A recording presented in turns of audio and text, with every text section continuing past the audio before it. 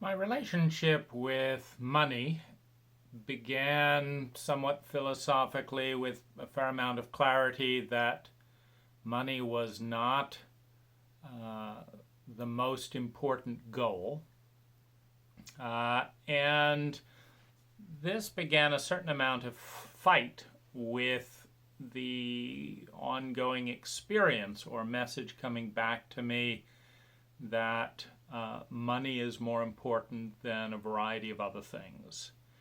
And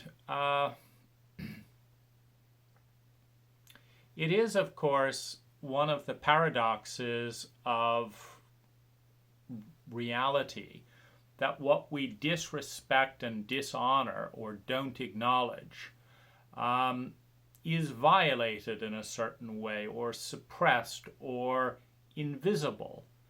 And in its violation or invisibility becomes an obstacle. If I refuse to acknowledge vertical surfaces, for example, and say vertical surfaces don't matter, I am not going to pursue or have anything particularly to do with vertical surfaces, I can pretend that they're unimportant.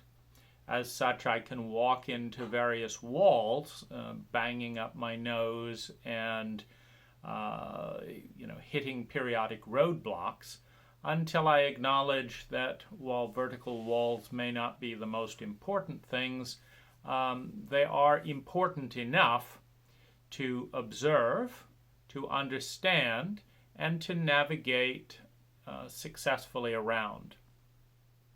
And so, having decided that money was not the most important thing, but was a vertical structure created by human beings and with a whole infrastructure around it, the way to not focus on money, as I experience it, is first of all to create a fair amount of it, and then not pay attention to it.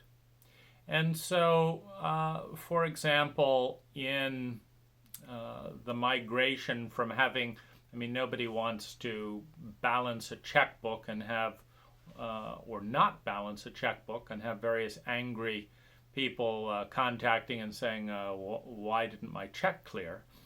And at the same time, how much attention do I want to put on figuring out exactly how much money I have in the bank as I write a check or make a payment. My awareness was that if I had at least $10,000 in my bank account, that most of my choices would not need to reference my checkbook. And so I have not balanced my checkbook in many years. However, by keeping at least a few $1,000s in my personal account and an average of $30,000 in my business account, that is a big enough cushion that I can stop work for many months without having to prioritize money as the primary focus. I never have to balance a checkbook. And, I might check in once a month in the course of making deposits or paying certain bills and say, the $30,000 balance is down to $20,000, or I've got $40,000. Is there anything in particular that I would like to invest the $10,000 surplus in some way? The other thing that I think is generally a good idea is investing in the future, a future that I want to have. My wife Jen has spent the day putting a tow package onto her electric BMW i3. And this tow package, along with a hitch that she's gotten for it behind will allow her to carry several hundred pounds of large and perhaps dirty tools. And this does a whole host of things. It opens up her flexibility to use the car as a work truck. It helps her if she wants to do a large amount of shopping. It's a useful addition. And so it is an investment in the future. And so, as a general rule, my goal is to understand and respect money enough that my choices are not primarily dictated by it. Now, I've done very well in that in general, but as things change. And more recently, I've had an interest in living in Asia, where I don't have citizenship and don't have a work permit. And so my current structure of business doesn't allow me to spend more than at most 6 months of the year in Asia, and that requires maintaining a base. And so I'm moving energy in various ways towards being able to generate money online, so that freedom of movement becomes more of a possibility for me, so that I could spend several years traveling around the world if I wished. Because right now, my location in Marin County, California, is the one choice that's kind of primarily dictated by money. And so that's the general framework. Money is not the most important thing. However, it is a tool. And the question in terms of how to use the tool that I ask is generally, how can I generate the most amount of well-being with money? At what point does having more free time, because there is a correlation in my world, at what point does having more free time seem more important to me than having more money? And for me, as I say, with the goal of not thinking about money much, my set point has been, to basically I make enough that I can keep $30,000 in the bank, and then do what I would like to do, and that's currently in the ballpark of $100,000 a year. And so when I hit that figure in my work, typically working about maybe 5 months, 6 months a year, something like that, then I stop. And because there's something focusing and energizing in work, then this also leads into the thought, like, would the goal be to not work at all? And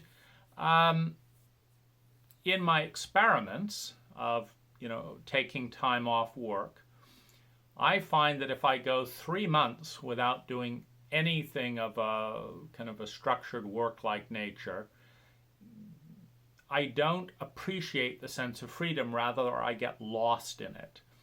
On the other hand, if I work more than maybe 6 hours a day, I get lost in the work identity. And so I'm not then looking at myself as a creative being deciding what to do today.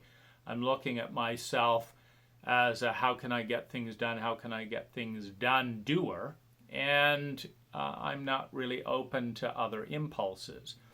And so somewhere in that flex point between doing nothing for 3 months and working more than 6 hours a day is my own comfortable point where I feel focused enough and that there's some contrast between the highly structured time of productive work within kind of the Western framework, and the highly unstructured time of just do whatever I want, whenever I want, in whatever way that I want, which can become quite boundless. And so, I would say that my ideal experience is probably working like 2 hours a day, accomplishing goals that invest in things that I believe in, and then doing other things that are also an investment. This is an investment that I believe in. It's not monetarily focused. This is focused around the thing that growing up, I always wished I had mentors like me that I could talk with about life choices. And I never really found a satisfying mentor. And so, like so many of the things that I've been unsatisfied with in, this framework of cult reality, I've decided to write the books that I wanted to read that I couldn't find, to make these presentations in a way that I would enjoy listening to. So that's my kind of evolution around money. The other thing, in my teens, I had some tin pots that helped me divide money up into structured focuses. And so, I had 10% for charity, and 10% for spirituality, and 10% for long-term goals, and then there was, was that my 3 pots, and then the rest was living expenses. Anyway, that there were, and then some for retirement. And so I had 4 or 5 pots, whereas I would get money in at $7 an hour or $10 an hour in my teens. I would divide it up and put it in these pots, and then would decide, like, what's the best way to invest my spirituality. At the time, it was largely in Lazarus tapes or Seth books or things like that. And what's the best way, what's the most important long-term goal? And so these little distinctions, I find, do encourage consciousness, and consciousness usually results in a better decision. If I'd simply had one pile and said, what do I feel like doing with this money, I probably wouldn't invest or spend it quite as satisfyingly overall than in dividing it up in these different pots. In terms of retirement, I do have an IRA, and it's mostly to reduce taxes because I figure it gives my future self some money and lowers my taxes right now. And if I have more money than I need, that goes into the IRA. I'm not focused on a set amount for retirement because I'm not planning to retire. The thing that I like about the discipline of money is that as a general rule, it encourages us to do a certain amount of activities that other people value highly. Meaning, if other people are not willing to pay for it, it's very difficult to say they value it highly in a cult where money is the reflection of value. Now, this is also one of my big gripes with a variety of things, because other people do not prioritize the spending of money the way I believe would lead to the most intelligent path to well-being, meaning the most efficient path to well-being. An example being, referencing that thing that where I've always wished that I had a mentor who would talk to me like this. I thought, well, let me volunteer a few hours of my time at my local middle school. And I'm run around. I call them up. There's complete apathy towards the invitation. And so I'm angry that the school structure is not in the interest of the children. Because if the kids took a vote, how many of you would like to talk with a local entrepreneur who has a lot of free time and has accomplished thousands of goals and does life in many of the ways that they want to and is a bit of a rebel in some ways? My hand would go up in that class. It'd be way more interesting than most of what I was learning in school. But in the outreach to various schools, this is not what's on the teacher or the administrator's mind. The teacher and the administrator know that there are troublesome parents that are going to let him have it if there's anything that they can find a reason to let him have it about. And so, is this person a certified teacher? Have you done a sex offender? Everything like that is going to be thrown at these administrators. And so a few, troublemaking parents basically reduce this common denominator down to a point where, I have to go through a miserable amount of bureaucracy just to freely give information I would love to receive as a child. And in a healthy culture, people like me would be paid for having a positive inspirational impact on children, and they would not be bureaucratized to death to give something for free. This kind of stuff irritates me no end. Right to my right here is a magnificent 7-foot crystal bronze water sculpture. That truly is exciting. And I'd never seen one before, and so I built it. And I built it with the full awareness that it would be unlikely to sell because it's quite, an epic piece. It's, needs to sell, around $28,000. And so, I'm given lots of money all the time to do relatively mundane things, the things that I would love to receive money for. The cult doesn't prioritize. And so what's this kind of slap in the face is the sense on an ongoing basis that what I value most is kind of unrecognized or unhonored within the cult hierarchy of value. And so, after fighting that for a while and realizing that the cult is what it is, this cult would far rather get the latest iPad than invest in an educational course that could transform a child's life or something like that. Would far rather play video games than have deep conversations of this nature, would far rather text than have spontaneous one-on-ones. What do you do with a cult like that? And so, my response has been to travel and just to make lots of money with the things the cult wants to give me. We need you to put in a new driveway. Here's $30,000.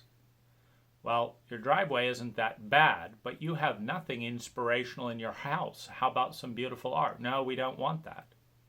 What do? I take the $30,000 for the driveway, put it in, and buy art. And so, in that sense, the pact with the frustrated part of myself is you get to spend the money. You don't get to make the money because we don't live in a cult that is intelligent from that part's perspective. But you get to spend it on things that you think are intelligent. So let's go to, let's travel to Thailand. Let's buy a painting. Let's make a painting. Let's buy art supplies. I just bought a bunch of puppets today. for another non-money making thing. When I was a child, I loved stories, and so I thought it would be fun to make a YouTube channel on puppets and stories. And so, what the cult gives me money for, I get then to spend on puppets to make stories. And so that's my evolution around money. There's still bitterness around the fact that what I value most, the cult doesn't value much at all in terms of spending money. That's very sad, because I would love to see the me that I become in a culture that paid me thousands of dollars for what I love the most. That would be such a satisfying cult to live in, and yet I don't. So the bit of impatience that I have with people, idealists, people that seek beauty and intelligence, etc., like myself, who don't have any money, is the amount that they obsess about it. Because if you say, oh, I'm not going to make my life about money, and you're getting evicted, then suddenly your entire life is about money. And so it's like, that's not a very good approach. If you don't want to make your life about money, learn the art of making a bunch of it, and then you can do whatever you want with your spiritual ideals. And so I'll leave it at that.